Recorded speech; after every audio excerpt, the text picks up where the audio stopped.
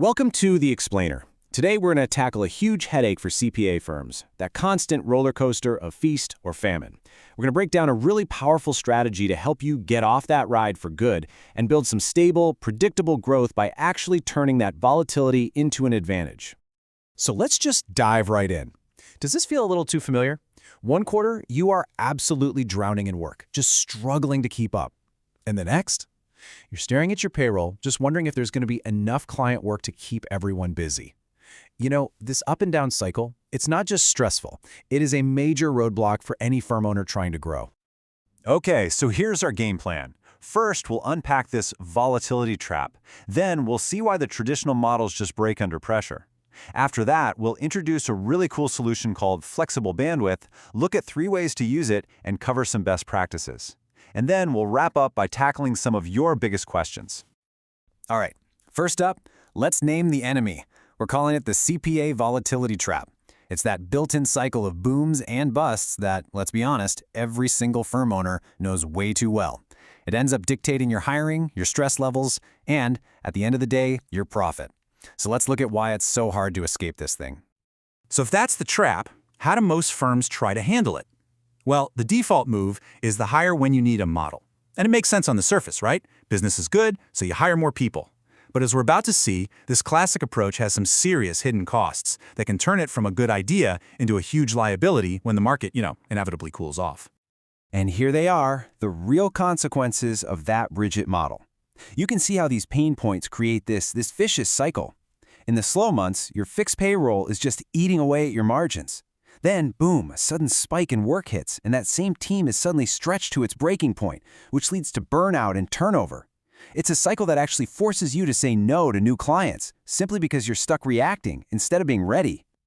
And that really gets to the heart of the problem.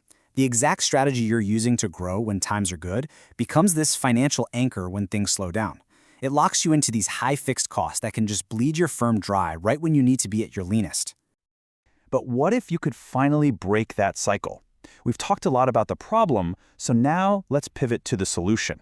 There is a more flexible, a more resilient way to build your firm, one that's actually designed to thrive in this exact kind of environment.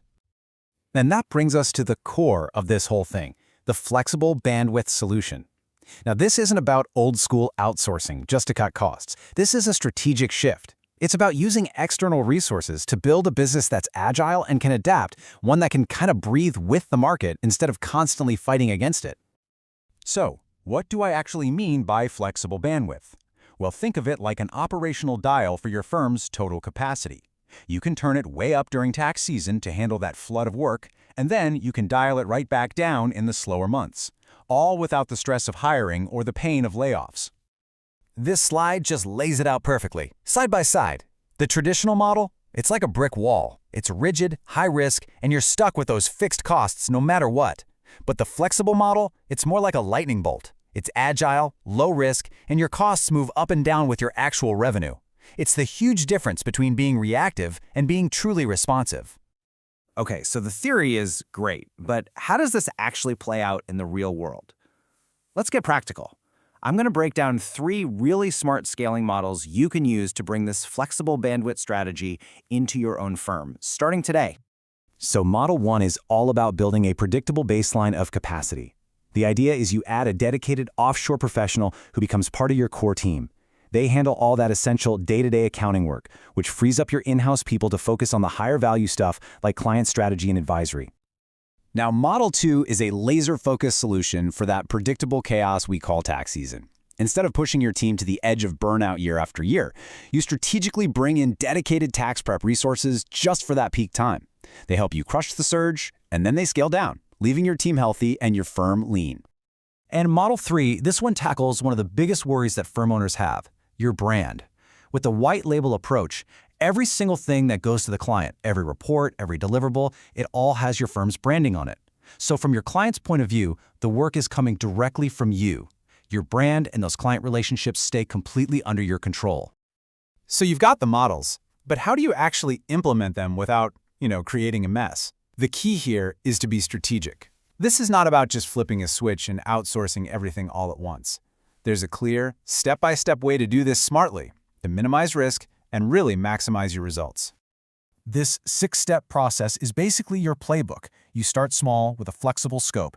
Maybe it's just bookkeeping for a handful of clients. You set really clear KPIs so you know what success looks like. And this is critical. You maintain oversight. Nothing goes out that door without your stamp of approval. Then, you use data, not just a gut feeling, to decide when to scale up. Throw in constant communication and a clear plan for those flex periods, and you stay in the driver's seat the whole time. All right, so even with a clear plan, you probably still have some questions. I get it.